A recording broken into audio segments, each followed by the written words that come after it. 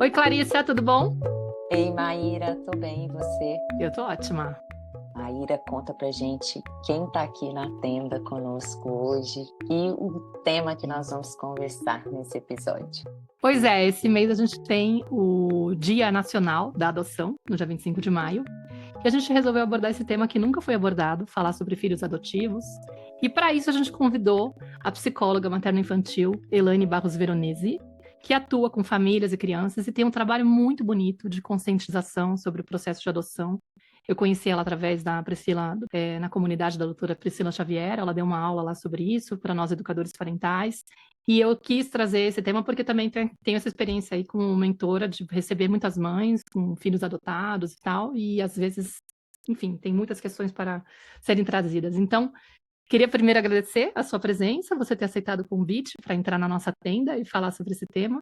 Como sempre, a gente gostaria de começar com você contando um pouquinho da sua história, explicando como que você chegou na decisão de trabalhar com crianças, de ser psicóloga, e por que que esse tema da adoção te atraiu, né? Como que ele transformou sua vida?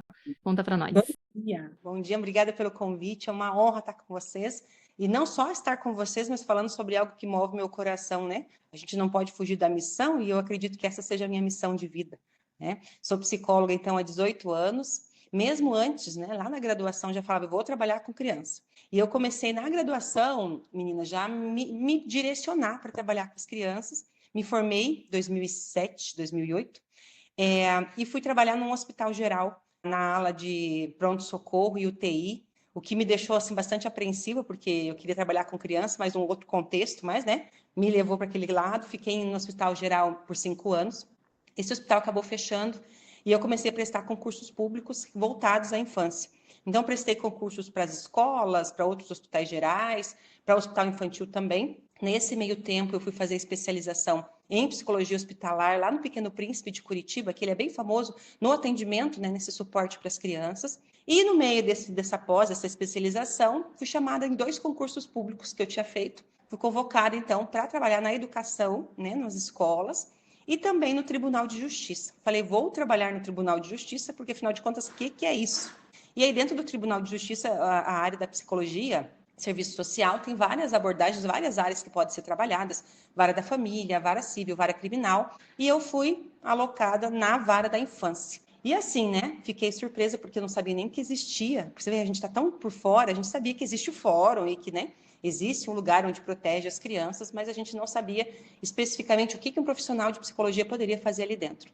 E aí, perdida, falei, gente, o que será que esse juiz, esse promotor querem de mim? Fui cursar direito, né? No primeiro ano que estava no tribunal, então comecei em 2012 no Tribunal de Justiça, em 2013 iniciei o curso de direito e foi maravilhoso porque eu pude conciliar a psicologia com o direito e entender então o que era o trabalho do psicólogo, do juiz, do promotor, do assistente social dentro da vara da infância. E aí, dentro da vara da infância, com vários trabalhos que a gente acaba fazendo, me apaixonei pela cereja do bolo, né? A cereja do bolo da vara da infância é a adoção. Então, comecei a fazer adoções. Hoje são mais de 60 crianças já colocadas em adoção nesse tempo. São adoções de sucesso, né? Estou aqui em Cascavel, no Paraná. Então, Cascavel, ela é uma referência de adoção a nível de país, né? A gente tem muitas adoções, nós somos em 8 psicólogos dentro da vara hoje, e fazemos várias adoções, né? Todos nós, né? A minha área é mais para preparação das crianças e preparação das famílias, mas a gente faz toda a medida de proteção, que depois eu vou falar um pouquinho para vocês como funciona. E foi assim, né, que eu fui me apaixonando cada vez mais, estudando cada vez mais, e hoje eu estou lá, né, compondo a equipe técnica da Vara da Infância. E é uma honra, né, estar diante daquelas crianças. Eu digo que não é eles que têm que estar agradecendo por estar ali, não, é a gente que tem que agradecer essa oportunidade de conhecê-los, né, no seu período mais frágil, poder caminhar com eles e depois, né, se sentir prazer de vê-los mesmo dentro de uma família que está ali para amá-los, respeitá-los como eles merecem.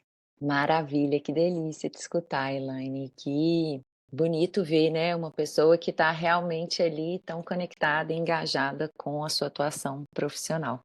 Então, queria que para a gente começar esse encontro, você contasse um pouquinho, né, como que funciona o processo de adoção, né, na comarca que você trabalha atualmente aí em Cascavel, e principalmente falando, né, o porquê desse processo hoje ser uma referência para o país, né? Ser um processo que vocês consideram aí bem exitoso. Então, contar um pouquinho como que funciona para gente. Sim, a gente fala muito da criança já na família adotiva, né?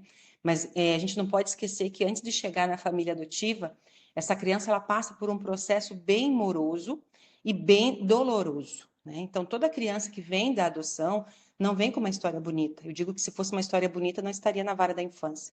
A gente vem com uma violação de direitos. Então, hoje a Constituição, né, hoje o Estatuto da Criança e do Adolescente, ele traz uma gama de direitos que a gente precisa respeitar, né, naquilo que é voltado para a criança. Então, quando existe uma situação de violação de direitos, seja negligência, seja violência física, seja violência psicológica, seja uso de entorpecentes dentro da casa, né? Os pais, os cuidadores fazem uso dessas drogas, exploração sexual, abuso sexual, trabalho infantil. Então, tudo isso é violação de direitos. Então, essa criança que chegou nessa adoção, nessa família, ela vem necessariamente com uma violação. Com exceção da mãe que vem fazer entrega consciente para adoção. Porque geralmente a entrega consciente é aquela gestante que por algum motivo, a gente não sabe qual, e a gente respeita o motivo dela, ela vem manifestar o desejo pela entrega consciente, entrega daquele bebê que ela está gestando. Ela é um pouquinho diferente dessas crianças que passam por esse processo da medida de proteção, né? Então, depois de uma violação de direitos, a gente tem uma denúncia. Geralmente a denúncia, meninas, elas vêm pela escola, né? Escola, o conselho tutelar, a comunidade. Por isso que a comunidade é tão importante esse trabalho que a gente faz aqui dentro da rede social, né? Dentro das escolas, para dizer para essa comunidade o que é uma violação de direitos. Porque às vezes a própria comunidade também passa por violação e não consegue identificar quando viola o direito da sua criança. Então, olha como é importante esse trabalho que nós todos fazemos, né, nesse contato.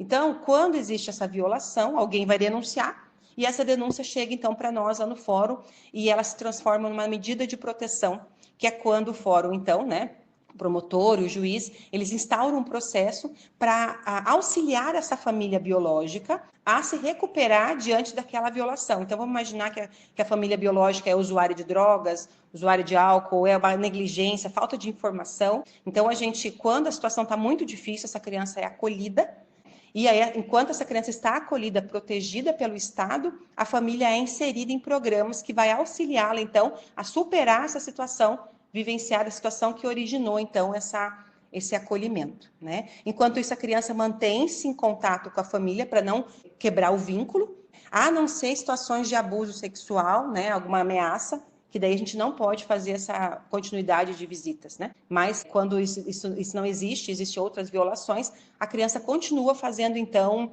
visitas com os genitores. E por um tempo, o que o ECA diz para nós, né? Que por 18 meses nós temos que investir na família. Depois desse tempo, se a família ainda não conseguiu estruturar-se para receber essa criança novamente, então o promotor entra com pedido de destituição do poder familiar, que é quando então os pais, né, os biológicos, dentro do documento daquela criança, deixa de ser pai e mãe, e aquela criança então passa a estar disponível para adoção. Então, para vocês terem ideia, né, é todo um processo de negligência dentro da família biológica, de abandono dentro de um acolhimento, porque afinal de contas a criança se questiona por que eu estou aqui, por que minha mãe não pode cuidar de mim, por que meu pai me abandonou. Então eles chegam no acolhimento muito sensíveis, né? E aí depois passa, né, por essa situação de ter que ser destituído do poder familiar, quando então os pais eles deixam de ser então cuidadores e provedores daquela criança, e a criança então passa a ser disponível, né, para adoção. Esse é o primeiro processo. Sim.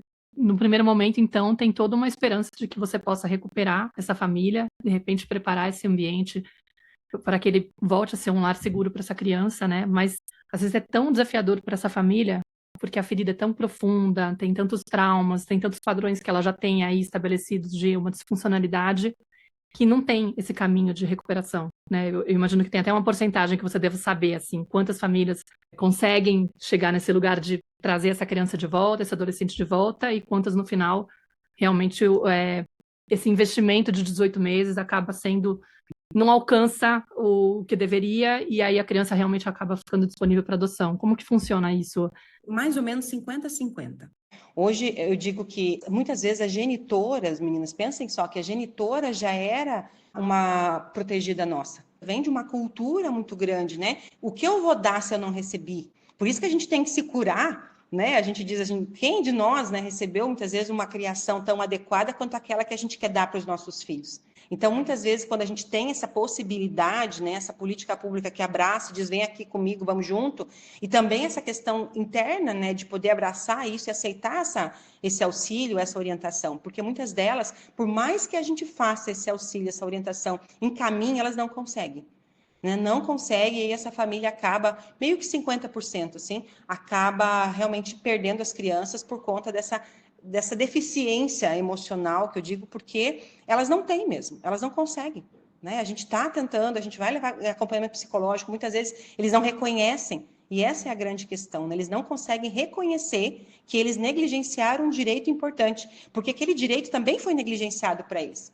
E aí não tem como, né? E aí realmente a criança vai para o acolhimento, e aí é encaminhada para adoção. Então, eu gosto de fazer essa introdução só para a gente poder entender quem é essa criança. Por isso que muitas vezes lá no pedido de habilitação nós perguntamos assim para os habilitantes, para os pretendentes, né? Qual a diferença entre filho biológico e filho adotivo?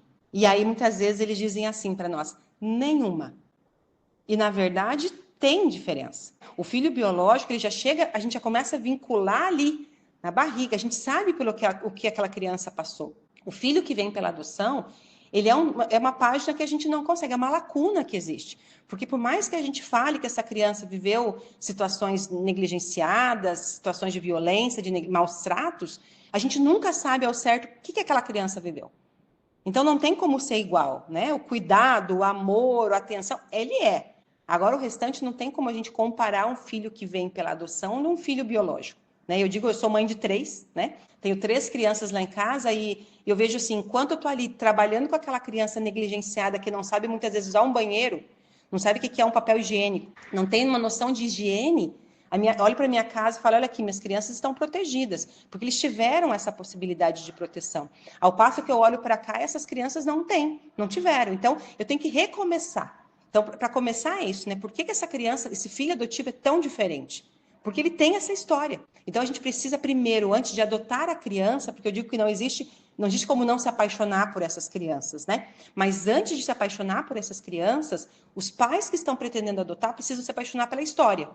Precisam adotar a história. Porque a criança, a gente não pode chegar na nossa casa, essa criança adotiva, e a gente dizer, olha, agora você vai viver uma nova vida. Agora você pode esquecer tudo o que passou e a gente vai viver diferente. Não, né? Eu aceito a sua história, porque você é a sua história. Eu aceito você e sua história e juntos a gente vai construir uma continuidade diferente, né, de você, mas respeitando o teu passado e acolhendo esse passado. Né? Então, por isso que eu digo que são diferentes. Né? E a gente tem que olhar para essa diferença para a gente poder ser a mãe, o pai que essa criança precisa. Muito legal isso que você está falando, né, Elaine? Porque é como se a gente está honrando, né, o direito dessa criança de saber a sua própria história, de saber, né, de garantir que esses pais ou essa família que vai adotar agora, né, ela conheça a história dessa criança, que ela também tenha direito a saber desse passado. Assim como a própria criança também, à medida que essa família que está acolhendo sabe, sustenta, integra isso, aceita, como você falou, né? Então, você pode falar um pouquinho melhor como que funciona, né, esse trabalho de preparo dessa família que vai receber a criança? Porque a gente tem aqui várias instâncias, né? A gente tem a criança, a gente tem a família que acolhe e que fica durante esse tempo ali com a criança até decidir se ela volta para a família de origem ou se ela vai ser adotada para uma nova família. Então, eu queria primeiro entender como é o trabalho de preparo dessa família que vai adotar, porque é isso que você estava falando. Depois a gente poderia falar também um pouquinho do trabalho de preparo das famílias acolhedoras também, como que funciona. Sim, sim. Em paralelo a esse processo de medida de proteção, né, de estar trabalhando com a criança, se ela vem, se ela fica, como é, a gente também faz o processo de habilitação das pessoas que pretendem entrar, então, com o pedido de adoção. Né? A partir de 18 anos, né, a idade mínima, a gente tem que ter pelo menos 16 anos entre o adotante e o adotado. Então, é o que, né, o Estatuto traz para nós. Então, a partir de 18 anos, a gente pode adotar. E aí, o que você precisa fazer? Tem uma gama de documentos que você tem que entregar na vara da infância, faz uma entrevista inicial e depois você passa por um curso de preparação para adoção. E esse é o mais legal, assim, porque o curso de preparação para adoção, ele é tão intenso que as pessoas, quando acaba, as pessoas falam, mas já acabou. Porque é muito legal, a gente passa realmente essa história, né? O que acontece? Quem é a criança que você vai receber na sua casa? Como receber essa criança? Como conversar com essa criança? Qual é a elaboração de perfil? Porque muitas vezes hoje a gente ainda sabe que a maioria das pessoas, elas querem bebês brancos. Então, até 3 anos de idade. Então, passando dos 3 anos de idade, hoje, para nós, infelizmente, a gente já está tratando de adoção tardia, né? Então, a gente já trabalha com adoções tardias a partir dos 3 anos de idade. Por quê? Porque a grande maioria, sei lá, 70%, 80% dos brasileiros hoje querem adotar bebês brancos, né? E qual é a realidade que a gente tem hoje dentro da vara da infância? Crianças pardas, negras, pretas, a partir dos 3 anos. Porque você imagina, a criança já ficou 1 ano e meio no acolhimento, muitas vezes. Então, quando ela vai para a adoção, já passou da idade, daquele desejo daquele pretendente. Então, é por isso que as pessoas falam, nossa, mas eu fico tanto tempo na fila. E é claro, né? O que as pessoas querem? As pessoas querem crianças sem situações de saúde, filhas de pais que não são usuários de álcool, não são usuários de drogas, filhos de pais que não têm problemas mentais. Então, assim, essa criança muitas vezes não existe para nós. Quem são essas crianças que existem ali? São as crianças que é um outro perfil, por isso que a conta não fecha. E aí a gente fala com pessoas, né? E a gente está aqui também para desmistificar isso, que bom, né? Que a gente tem esse espaço, porque sim, a gente precisa abrir os nossos olhos para essa outra criança, a criança real que está ali dentro. E esse é o trabalho que a gente faz com os cursos de habilitação. Mostra para as pessoas quem é a criança real que está ali. Não é o bebê branco de olho azul. É aquela criança que viveu, né? Claro que a gente tem bebês brancos de olhos azuis, né? Também. Mas a grande maioria não é assim, não é esse perfil do bebê Johnson. Então, a gente vai trabalhando essas pessoas aqui para receber a criança real. Né? A criança que é filha de usuário, a criança que é vítima de violência física, vítima de violência psicológica, vítima de violência sexual. E eles vão, então, adentrando esse espaço, entendendo quem são essas crianças, entendendo quais são as suas histórias, e mais do que isso, depois de entender, muitas vezes eles entram, muito engraçado, porque eles entram com um perfil de 0 a 3 anos, uma criança. Aí eles saem do curso ali, 2 crianças até 8 anos, né, até 10 anos. Então, por quê? Porque, assim, enquanto a gente não entender o que é, a gente não consegue realmente elaborar e escolher com certeza, com segurança. E é por isso que o nosso curso, aqui em Cascavel, e eu digo que a gente é referência justamente por conta disso, porque a gente investe muito na preparação do habilitado. Então, por que a referência também que vocês falavam, né, de Cascavel é porque a gente não tem devoluções. Nosso índice de evolução de criança é muito baixo. Então, a última devolução que nós tivemos foi em 2016, para vocês terem ideia. Então, da quantidade de adoções que nós fazemos, né? Então, é muito baixo.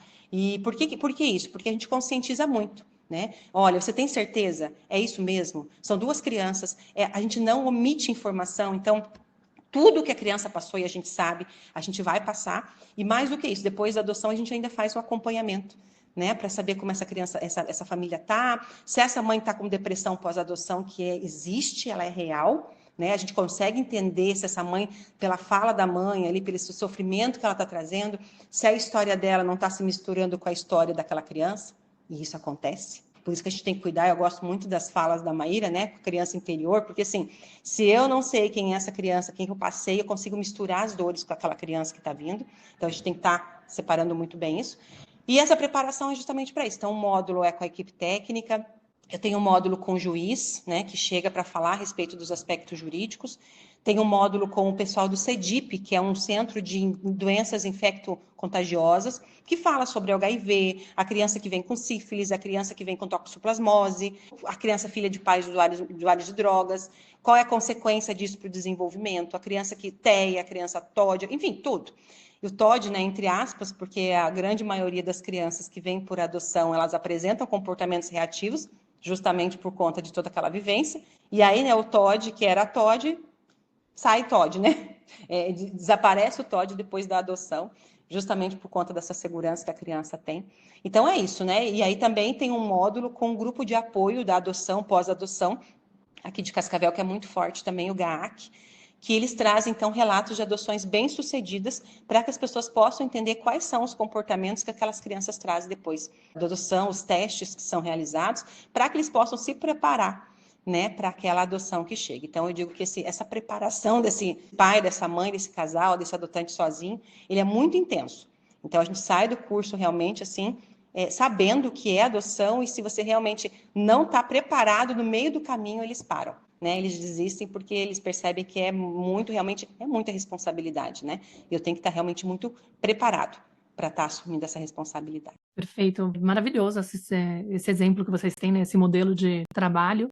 Maravilhoso seria se tivesse espalhado pelo Brasil todo e pelo mundo, porque quando eu recebo mães, assim, ou até pais que já me abordaram pelo direct e tal, contando a experiência deles com filhos, né? Às vezes, sendo esse formato do lar ainda acolhedor, né? Que é essa adoção provisória, e alguns já com a criança, como eles têm dificuldade de interpretar os comportamentos que são mais desafiadores dessas crianças, entendendo que é uma resposta do trauma, né? Do contexto de infância, ou seja, que é fundamental as pessoas entenderem como que o trauma atua na pessoa e faz muitas vezes.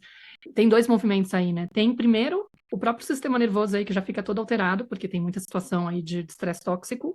Então é uma criança que muitas vezes vai ficar mais reativa porque ela tem aí uma sensibilidade maior. A gente entende como funciona isso, né? E tem a ferida do abandono que atua muito pesada, né? Muito forte. Então tem aí uma necessidade de previsibilidade, né? De será que essa família realmente vai ficar comigo, vai me dar comida, vai me dar carinho, vai me dar amor, ou ela vai desistir de mim no primeiro momento em que eu apresentar algum problema, né? Quase como se fosse uma forma de se proteger. Deixa eu já garantir aqui, ter certeza de como vai ser a conduta deles, para não me decepcionar, porque dependendo da situação, né, ela já passou por várias situações onde demonstrava claramente que o comportamento dela, quando não era como o adulto queria, o risco de ser maltratada, que é inclusive interessante, né, porque você chegou a falar muito assim que a criança ela vem sem essa noção muitas vezes de que tinha maltrato, né? Seria legal você abordar um pouco disso. Então acho que tem duas coisas que me interessam aqui quando você trouxe essa fala.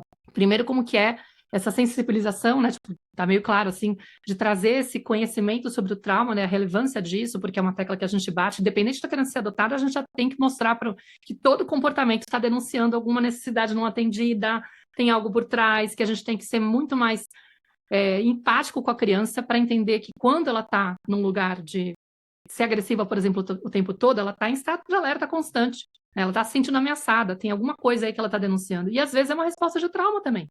Então, fundamental a pessoa, né, o pai e a mãe terem esse conhecimento, porque eu vejo muito uma resposta assim, como ela tá tão impossível, tem que ser mais controladora, tem que ser mais rígida, ela tem que aprender mais limite, entendeu? E acaba que isso só piora o quadro. Gera mais desconexão, o vínculo se quebra ou não se constrói, e aí o risco de ter essa devolução, imagino que seja maior, inclusive, né? A criança é devolvida, ou seja, o exemplo que vocês têm é maravilhoso nesse sentido, né? Quando a gente recebe uma criança, a primeira pergunta que eu faço quando eu atendo, né? Destituiu, eu atendo essa criança e eu pergunto para ela, por que você está acolhida? Daí ela fala assim, porque eu não lavei a louça para minha mãe. Eu falei, ah, tá. E aí a outra diz, olha, eu tô acolhida porque eu não fui para a escola. Eu não quis ir para a escola. Recentemente, assim, faz umas 2 semanas, eu atendi um grupo de irmãs, 3 menininhas, e a do meio falou assim, a gente está acolhida na casa da tia, porque aqui nós temos famílias acolhedoras, né? E temos também uma instituição de que casa lares, mas o nosso grande foco aqui são as famílias acolhedoras e a preparação, capacitação delas.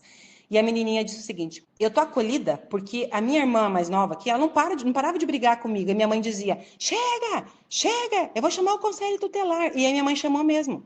Então, assim, ela não entendia, né, que no caso não era, ela entendeu que era a mãe que chamou, mas o que elas viviam lá dentro daquela casa era uma negligência muito forte, né? Elas chegaram desnutridas, elas chegaram, assim, com violência sexual, né, uma delas, violência física, psicológica normal, né, natural de ter.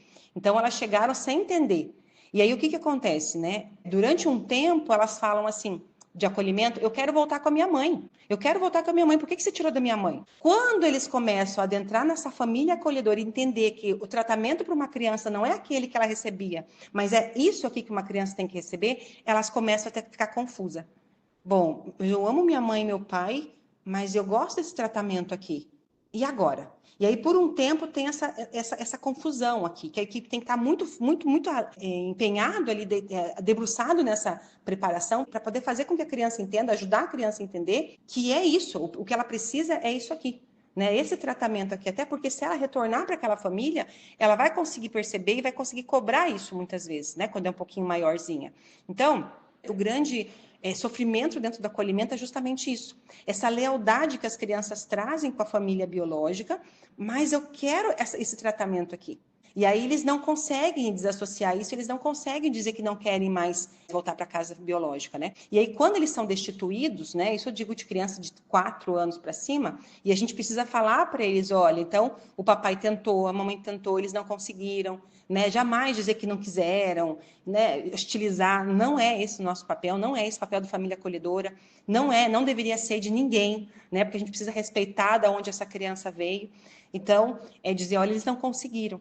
Por isso você não pode voltar. Nesse momento você não vai voltar. Agora a gente nem trabalha a adoção nesse primeiro momento. Trabalha esse luto, né? Esse lutamento dessa criança de não poder retornar àquele lugar que era ruim, mas era a referência que ela tinha. Então a gente precisa trabalhar isso com essa criança e por algum tempo, né? Por muito tempo, muitas vezes, essa criança fica relutando ali. Né? Eu tenho saudade, mas que bom que eu estou aqui.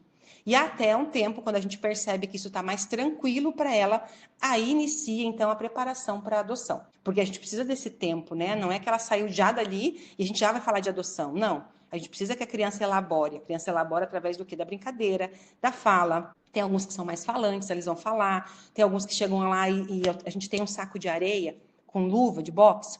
Tem alguns que chegam lá, eu acho que é um dos brinquedos preferidos deles.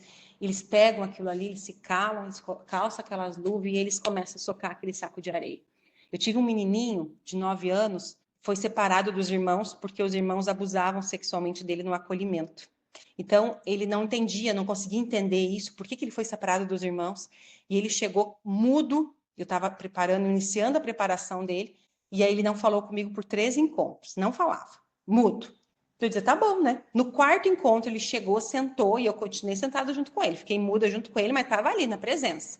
Ele calçou as luvas e ele socou aquele saco de areia. No final, ele tirou as luvas e falou, para onde que eu vou, então?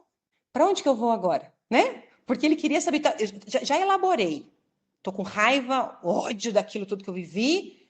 Agora eu já entendi, mas para onde que eu vou, então? Sabe? Então, assim, agora estou pronto para você me preparar para a adoção. E é sobre isso. Né, sobre esperar o tempo também da criança, porque a gente não pode parecer afoito para poder colocar aquela criança em adoção como se aquilo fosse um orgulho para nós. Não é um orgulho. Né? Cascavel é referência em adoção, mas não é um orgulho, porque a gente falhou na base. A gente falhou com aquela genitora, a gente falhou com aquela família. Então não é para ser, nossa, que linda adoção. Não, a adoção é o último recurso. A gente vai investir naquela família. Mas se não deu certo, né? A família não aderiu, aí sim a gente vai encaminhar para a adoção. Então a gente tem que ter, enquanto técnico, isso muito certo para nós, né? Muito real para a gente, porque a gente não está aqui para encontrar filhos para as pessoas. Não é essa a ideia. Né? Eu sempre digo isso no curso de habilitação. Nós estamos aqui para encontrar boas famílias, famílias que possam sustentar aquilo que a criança precisa. Né? Boas famílias para aquela criança, e não filhos para eles. Então, essa é a preparação, esse grande recurso, né, que a gente usa, e essa grande visualização da criança que precisa ter. Né? A criança está em sofrimento.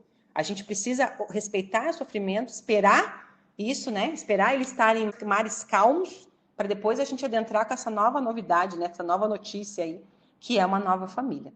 Então, é esse cuidado que a gente precisa ter. Tanto quem está preparando essa criança para adoção, quanto preparar esse pretendente para adoção. Porque a gente tem que ter esse recurso, né? Quando eu preparo a criança para adoção, como que é essa preparação? Né? Toda semana elas vão lá, ficam 1 hora comigo, e aí eu vou falando sobre adoção. Porque muitas vezes elas chegam lá e falam, eu não quero adoção. E aí eu falo, bom, o que ela não quer? Ela não quer porque ela não sabe, ela não quer porque ela tem medo, ela não quer porque ela acha que vai acontecer novamente aquilo que aconteceu com a família biológica, e ela começa nessa resistência, e aí a gente vai trabalhando com elas por quanto tempo for necessário.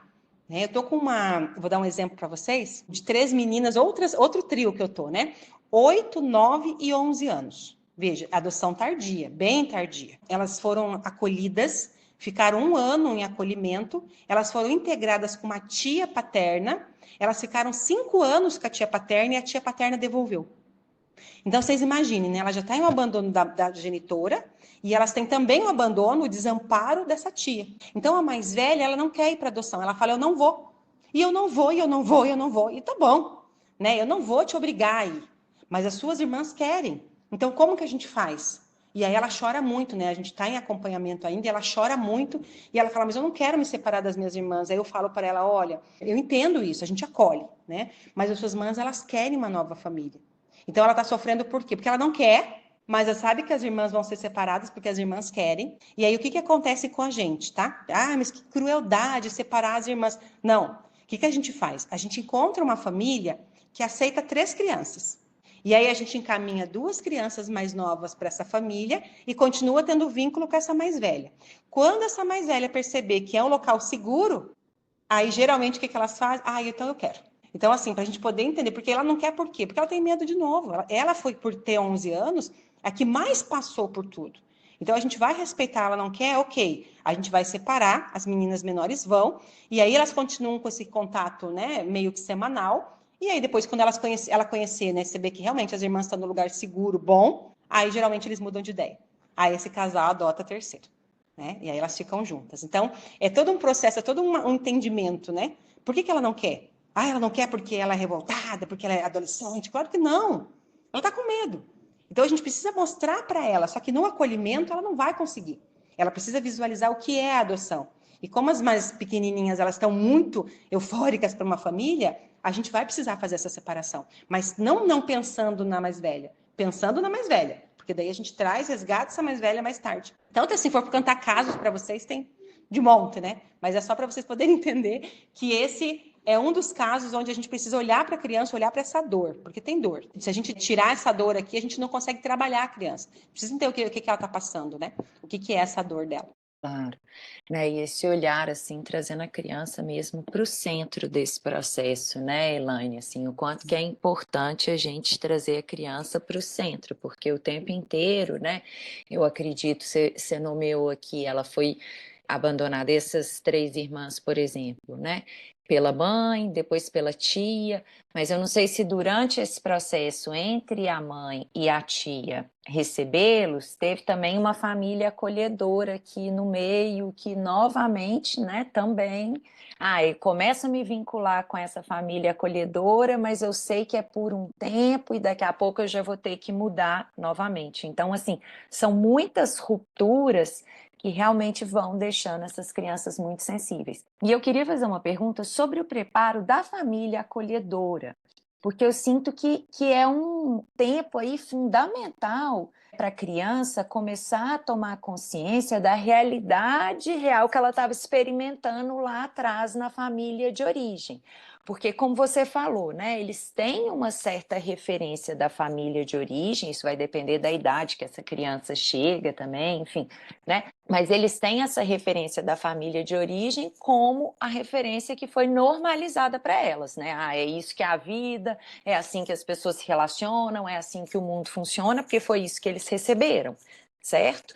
E aí, quando eles vão para a família acolhedora, já existe, como essa família acolhedora é uma família que eu imagino que está escolhendo fazer isso, que passa por um processo, né, ali de formação, de capacitação, de acompanhamento de vocês para poder receber crianças, eles vão trazer um outro referencial. Né? Idealmente é para eles trazerem um outro referencial, mas ao mesmo tempo é provisório, de novo. Então, assim, não é algo que a criança vai ficar ali pelo menos 18 meses, com certeza, mas, né, não sabe também quanto tempo até que uma família esteja preparada para adotá-las, né? Se é que vai acontecer a adoção. Então, eu queria que você falasse um pouquinho desse lugar da família acolhedora, assim, e desse preparo, porque para mim é um grande desafio. E se existe um trabalho ali, né, voltado para a criança, se essa família realmente começa a tanto, como você falou, honrar sim a família de origem, né? Mas, ao mesmo tempo, mostrar um outro referencial, mas no qual a criança possa começar a se sentir mais segura, mais amada, mais protegida, com mais previsibilidade, com mais proteção. Então, como que é esse preparo dessa família acolhedora? A família acolhedora, ela pode ser uma família qualquer, né? Pode ser a minha, pode ser a de vocês. Então, se candidata é muito parecido com o processo de habilitação, porque tem que juntar toda uma documentação, né?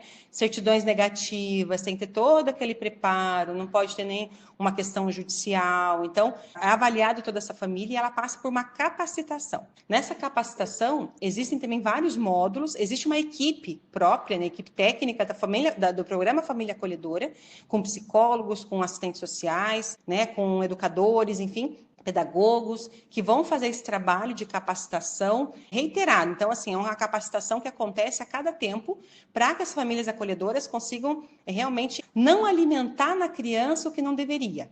Porque esse é o nosso grande problema hoje, né? O que eu digo alimentar, né? Alimentar esse desejo de se manter com aquela criança. Porque esse é o grande desafio que a gente tem, né? A família acolhedora não pode adotar.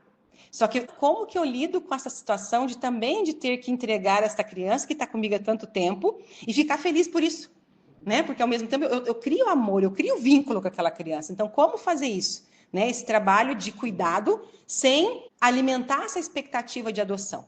Então, primeiro, a família acolhedora não adota. Segundo, a família acolhedora precisa se diferenciar de pai e mãe. Né? Então, quando ela recebe, por exemplo, um bebezinho recém-nascido, aquela criança cresce ali dentro. Então, o que acontece? Muitas vezes essas famílias elas têm outros filhos e aquela criança começa a entender que é mãe e pai.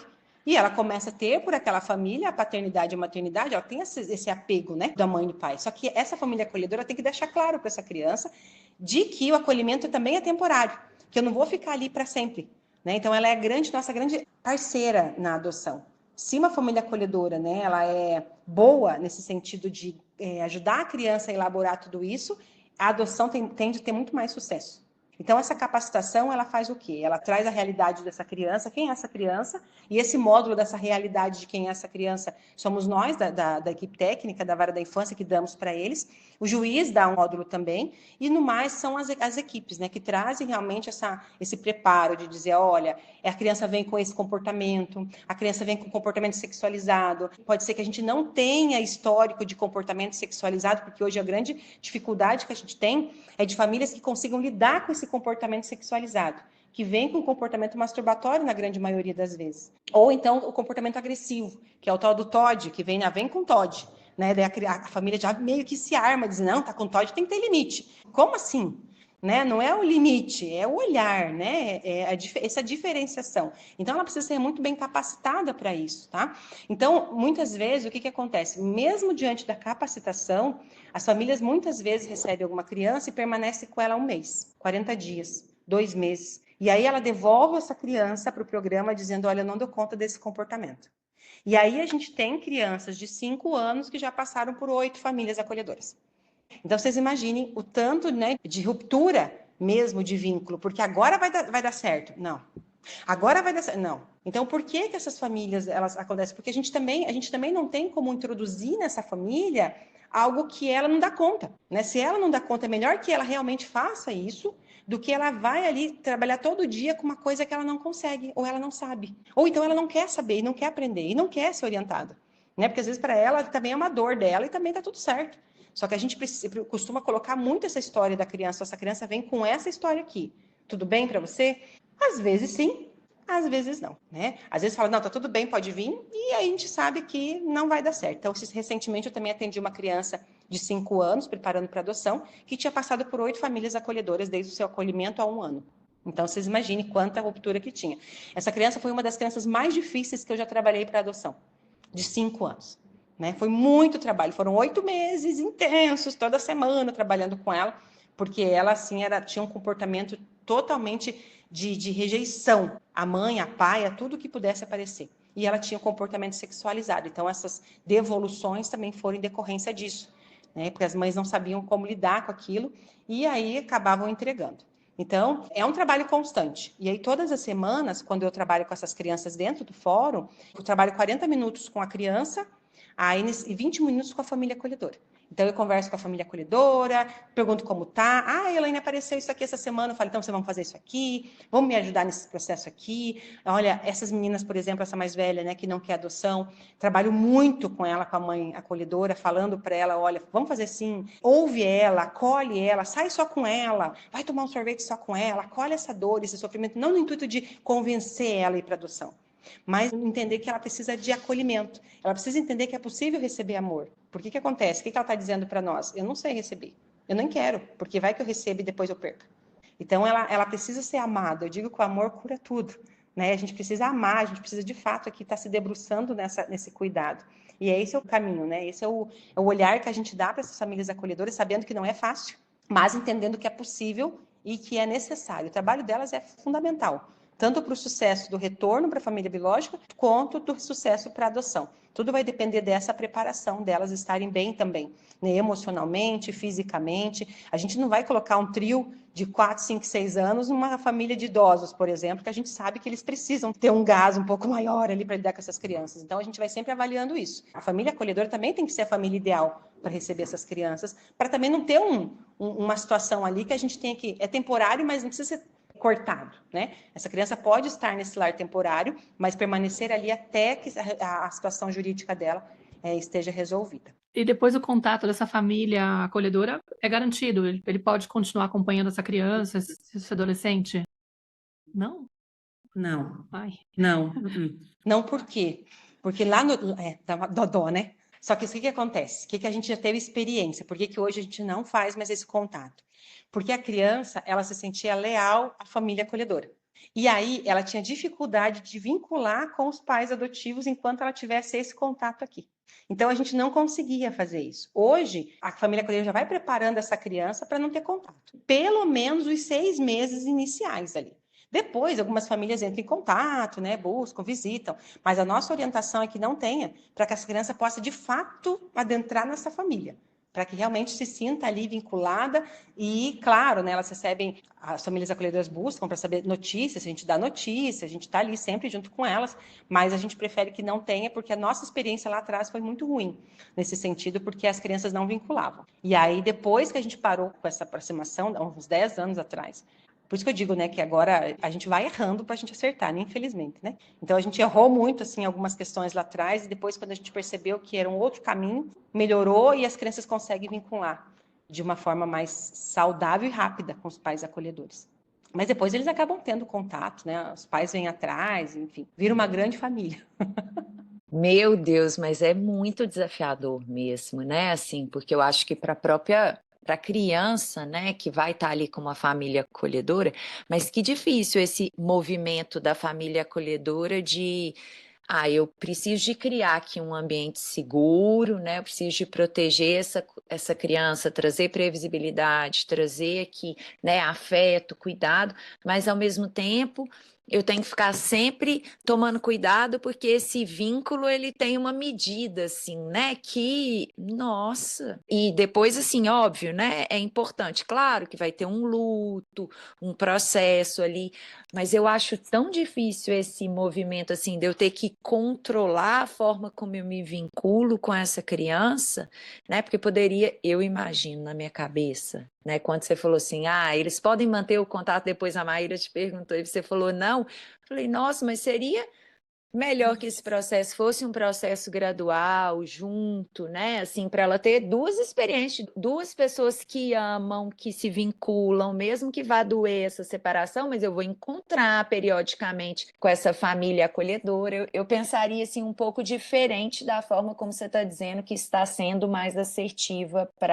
de acordo com a experiência de vocês, né? Quem sou eu? Não tenho nenhuma experiência com isso, mas eu pensando na realidade da criança, na minha cabeça vem que seria melhor que essa família acolhedora pudesse se vincular mesmo, que seja por 18 meses ali, que a criança, o tempo mínimo que a criança vai ficar ali, mas que possa fazer esse vínculo com mais espontaneidade, né, e interesse por ela, do que ter que ficar meio medindo para não vincular muito, porque depois isso vai ter uma ruptura, mas que se vincule, que tenha ruptura e que porque quando a gente entende de trauma, Elaine, assim, né, na minha cabeça, eu penso assim, o trauma ele acontece quando a criança passa por uma experiência desacompanhada. Agora, se ela vai sair da família acolhedora e ir para uma família adotiva, mas ela vai estar acompanhada tanto por essa família que a acolheu aqui e que vai acompanhar e fazer esse processo de introdução, isso não existe, né? Mas se fosse ela fazendo esse processo de introdução para a nova família adotiva, essa criança estaria vivenciando esse luto dessa família aqui acolhedora de uma forma acompanhada. Isso não se configuraria num trauma, numa retraumatização, na verdade, né? Sim, mas acontece isso, tá? Não é assim, sai daqui, vai para cá, acabou, né? Tem todo um processo. Então, assim, quando a gente encontra os pais que aceitam adotar essa criança começa a fazer aproximação. A aproximação acontece de tarde, vamos imaginar, de dar 1 às 18, e aí depois dessa aproximação, ela volta para a casa da família acolhedora e fica lá. Aí no outro dia de novo. Então, assim, fica aqui e fica lá. Por um tempo. Então, não é uma ruptura assim, acabou daqui, acabou. Não, brusca, não. Ela vai sendo introduzida nessa família adotiva, aos pouquinhos, né? 1 mês, 40 dias, 20 dias, depende da criança. Quando a criança fala assim, mas eu não quero mais ir para casa da tia, agora eu quero ir para casa da minha mãe. Opa! Então, a gente encerrou, porque a criança falou para nós que está pronta. Entende? Então, a gente não faz essa ruptura justamente por conta disso. Então, assim, encontramos os pais, ligamos para a mãe acolhedora, olha, encontramos a família, ai, que bom, vamos preparar junto. Aí a mãe acolhedora arruma aquela criança para receber aquela família, sabe? Leva no fórum, daí lá de tarde, ele fica lá a tarde toda com os pais, sai de lá, vai para casa da família acolhedora. A família adotiva, muitas vezes, prepara lanchinho para a criança levar para a família acolhedora, né? No outro dia, a família acolhedora manda cartinha, diz, olha, né, cuide bem dele, fica mais uma tarde. Então, a gente vai fazendo esse processo gradual. O que não acontece é, assim, o contato da família adotiva com a família acolhedora. Por quê? Porque a gente precisa garantir o sigilo da adoção, né? Então, quem sabe da adoção ali, nós somos nós da equipe e o cartório. Por quê? Porque a Constituição traz muito disso, né? A lei da adoção também traz que se o casal que quer adotar quer manter o sigilo, a gente não pode contar para ninguém nem de onde eles são. Alguns falam, alguns trazem, enfim, várias colocações que tudo bem por eles, mas a grande maioria eles preferem manter o sigilo. Mas esse sigilo acontece, ok, só que acontece gradual essa introdução nessa família adotiva, né? Aí a criança que fala, Clarissa, assim, ó, ai, tia, de novo eu vou para casa da tia acolhedora? Eu já queria ir para casa da minha mãe. Eu falo, opa, então quer dizer, estou me desvinculando daqui para vir para cá. E aí faz essa ruptura, aí vão embora. A gente entende, né, disso que a gente jamais faria essa ruptura. A não ser que seja bebezinho. Bebezinho pequenininho, recém-nascido, 6 meses, 8 meses, aí sim acaba não tendo essa preparação tão extensa, né? Aí realmente tem essa ruptura. Mas assim, o que a gente sempre fala? A família acolhedora precisa se vincular. Porque é através do vínculo que ela vai conseguir dar aquilo que a criança precisa. Se a gente não vincular, ficar sempre naquela, não posso...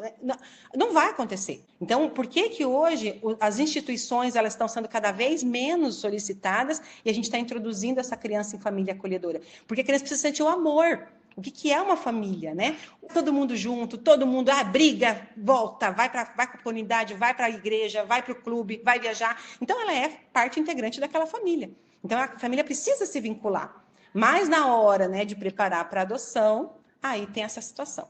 Que daí realmente tem que ir lá alimentando, dizendo que ela não pode adotar e que vai encontrar os pais, né, que vão cuidá-la.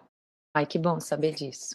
Fiquei mais tranquila. Eu falei, meu Deus, coitada dessas crianças. Mas assim, né, já é uma história por si só, são histórias bem, como você falou, né?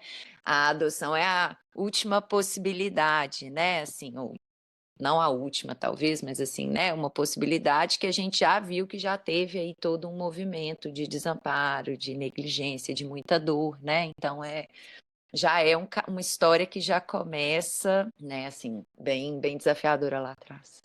Não, muito interessante. Eu fiquei curiosa, Elaine, porque assim, muitas vezes eu recebo mães que têm filhos adotivos que não sabem nada do histórico da criança. E aí me chamou a atenção que você fala que é justamente o contrário, né? Você traz todos os dados, né? Porque eles apresentam aí uma demanda, eu gostaria de uma criança assim, assim, assado, eu aceito isso e aquilo, e você meio que confirma, peraí, você vai bancar esse histórico de vida, né? Esses traumas todos que essa criança viveu, mas tem vezes que as mães não têm a menor ideia. E isso deixa um pouco elas, imagino que muito perdidas também, né? De saber interpretar de onde que vem o comportamento, por que a criança está agindo assim, ou até buscar algum tipo de terapia, algum tipo de apoio específico para aquilo que ela passou. E claro que isso também pode confundir ela de interpretar mal, até, né? E aqui me chama a atenção duas coisas, né? Por que isso acontece, né? E de repente de falar da importância de saber disso E também como trazer isso para a criança, porque a criança é importante também ela saber da história dela, mas às vezes tem que ter um filtro ou tipo um jeito de contar, uma forma de trazer de um que respeite a história dela, que não demonize de repente os pais, né? Como você mesmo falou, explicar que papai e mamãe não conseguiram. Não é que eles são pessoas ruins, né? Mas eles não deram conta de te oferecer aquilo que você necessitava e aquilo que muitas vezes você entendeu que era tudo bem receber assim. Não é bem assim, não é do jeito que a gente deveria tratar uma criança, mas eles não sabem, não sabiam, não tinham como oferecer, enfim. Mas às vezes o cenário que ela viveu e que talvez tenha sido numa infância muito pequenininha para ela ter noção do que era, um adolescente vai saber, mais ou menos, né, o que aconteceu, mas uma criança muito pequena não. Só que esconder, e ao mesmo tempo, como que a gente mede isso, entendeu? O jeito de falar e trazer isso até a questão da adoção, né, que muitas vezes se esconde, né? E imagino que vocês devem orientar para que isso não aconteça. E aí algumas mães vão estar ouvindo e falar assim, nossa, eu fiz isso, eu caí nesse lugar, o que que eu posso fazer para poder de repente contar para o meu filho agora, né? Sei lá, mas enfim, abordar um pouco dessa coisa do direito à verdade, né? Como se aborda isso. Cada comarca ela trabalha de uma forma, né? Infelizmente, nem todas as comarcas trabalham com toda a verdade do estudo, né? Então, quando a gente vai indicar uma criança para adoção, nós não omitimos nada do que a gente sabe. Então, se a gente acompanha essa família por anos, por meses, por dias, a gente conta tudo. Por quê? Porque a gente realmente precisa que essa família aceite essa história. E aí, quando essa família dá segurança de aceite dessa história, aí nós indicamos para adoção. A última coisa que a gente faz é mostrar a foto, por exemplo, que é o contrário de algumas comarcas. Primeira coisa é mostrar a foto. Então, a gente não trabalha com empurrômetro. E essa que é a grande questão. A gente não fica buscando filho para as pessoas, né? A gente precisa que uma família realmente se desdobre para receber aquela história. Porque se ela está pronta para receber a história, a adoção dá certo, não tem como dar errado. Então a gente procura sempre trabalhar essa verdade. O que a gente sempre diz? Tem coisas que a gente não conhece, porque a gente não estava lá. Então imaginar que a criança, a gente não tem nada relacionado à história de abuso sexual. Só que a criança, depois que ela se vincula, ela começa a soltar as histórias que nós não tínhamos acesso. Então nós falamos isso também. Tudo a gente passa, inclusive a pessoa que vem adotar as nossas crianças aqui, elas têm acesso ao laudo que basou a destituição do poder familiar, o laudo feito pela equipe técnica, o que a gente encontrou na casa, como que era essa família, como é que eles dormiam, o que foi feito, onde ele usava droga, toda a história. A família não pode ter esse documento, porque esse documento segue em segredo de justiça, mas ela sabe tudo. Então a gente passa tudo isso justamente para isso, né? A última coisa é a foto, porque não tem como não se apaixonar por uma criança quando você está no desejo pela adoção, independente de criança que seja. Só uma pergunta, é um direito dessa mãe? A mãe adotiva pode reivindicar? Direito. Mesmo que não passe pela sua comarca de Cascavel? Direito, é um direito. Tá? Tanto é um direito da adotante, Maíra, quanto é um direito da criança, quando faz 18 anos, ter acesso à sua história. Então, é muito melhor que eu que tenho vínculo, que adotei, trabalhar essa história com a criança, do que do nada ele chegar lá, eu quero ter acesso à minha história. Meu Deus, imagina ele ler tudo aquilo ali, com 18 anos. Né? Que triste que é. Então, a gente diz assim, vamos por redução de danos. Não deixa de ser danoso, mas é menos danoso alguém que eu amo e que me ame, que eu confio, me contar a minha história, do que eu saber sozinho numa sala de fórum com 18 anos. Então, a gente tem que pensar no futuro também, não só pensar em criança, não vai ser criança para sempre. Então, essa questão, ela tem direito, ela pode ir atrás, ela pode buscar com um advogado, entra lá, né, tem acesso ao processo. Outra questão que a gente sempre orienta as famílias é a seguinte: a adoção, ela tem que crescer com a criança, que a criança não tenha um momento de revelação. Olha, você é adotivo. Não. A adoção tem que crescer com ela. Sabe? Toda vez que você passa por fora, ela lá, foi lá que eu te conheci pela primeira vez. Então, a gente vai trabalhando isso para que não tenha um momento revelatório. Oi, agora, né? Porque isso é muito triste. Quer dizer, tudo aquilo que eu acreditei até agora, independente da idade que a criança tenha, 5, 6, 11, 14, a nossa orientação é sempre essa. Vamos trabalhando, se a criança é muito pequena e ainda não sabe, a partir dos seus 4 anos de idade, ela já tem uma noção. Então, a gente vai trabalhando diariamente com isso. Se é menos de 4 anos, ela não tem uma memória, né? A não ser as memórias, né, de trauma, que a gente sabe que isso elas vão lembrar, né? Mas elas precisam de nomeação. Então, assim, olha, foi assim que aconteceu, foi assim que eu te encontrei, a tia Elaine me mostrou a sua foto, eu me apaixonei por você, pela sua história, e vai contando dia após dia. Assim como a gente fala, olha, o teu primeiro dentinho nasceu com 5 anos, para aquela criança que é biológica, olha, o teu primeiro cabelinho foi... A gente também tem que contar essa história para a criança que vem por adoção. para que ela possa introduzir essa história, isso é uma coisa natural. Então, a adoção, a nossa orientação é que a adoção seja naturalizada. Para todo mundo, não é só para a criança, né? Para as pessoas, para a escola. Precisa, não vou falar que é adotiva. Como se fosse uma coisa, nossa, é filho. Né? Então, a gente vai trabalhando com essas questões para a criança também ter essa aceitação dela mesma. A história dela é a história dela, a gente não pode apagar. A gente pode dar um significado para aquilo que vem pela frente. A gente não pode apagar o desamparo, dizer, não, o desamparo agora não existiu. A gente vai trazer o amor, a gente vai trazer o cuidado, para que essa criança se sinta segura naquela família e aí sim consiga olhar para o seu próprio desamparo e trazer a dor, falar sobre a dor. Né? A gente tem que ter um espaço seguro e a gente tem que estar muito, muito preparado. Né? Eu digo que as mães, principalmente as mães que são por adoção, elas têm que estar preparando, têm que estar em terapia, né? Tem que estar buscando, tem que estar se cuidando, tem que se cuidar, porque você não sabe que momento vai aparecer uma nova história que você não sabe. Em que momento vai aparecer você não é minha mãe, eu não gosto de você, a comida da tia acolhedora era muito melhor que a sua. Sabe aquela coisa da dor daquela criança?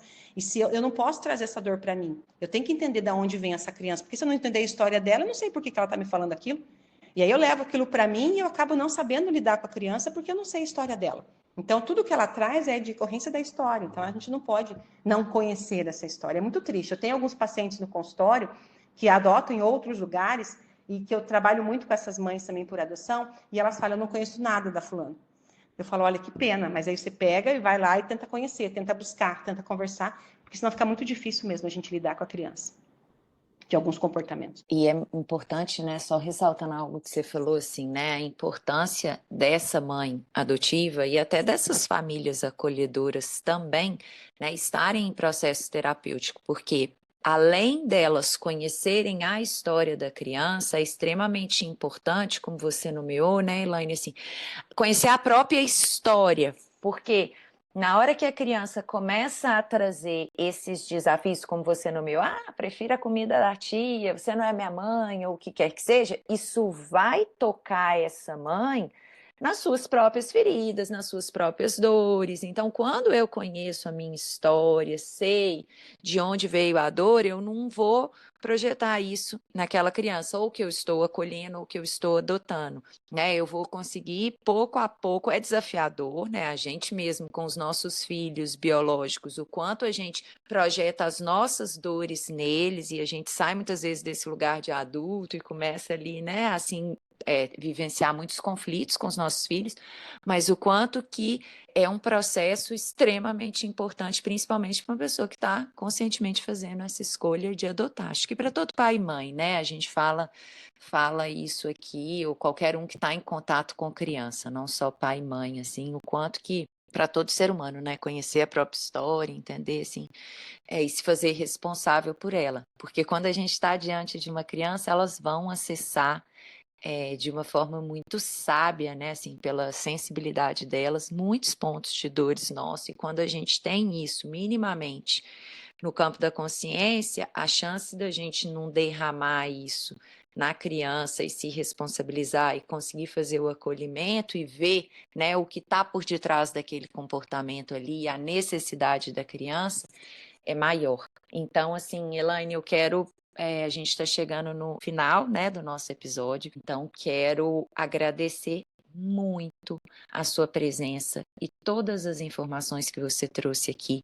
Eu acredito que por mais desafiador que seja, né, esse tema, você perceber que existem pessoas como você fazendo um trabalho, acho que tão responsável, tão voltado para o bem-estar da criança, principalmente, mas das famílias também, né? Um processo tão consciente, tão alinhado às leis do país, né? Alinhado ali ao ECA, aos direitos da criança e do adolescente.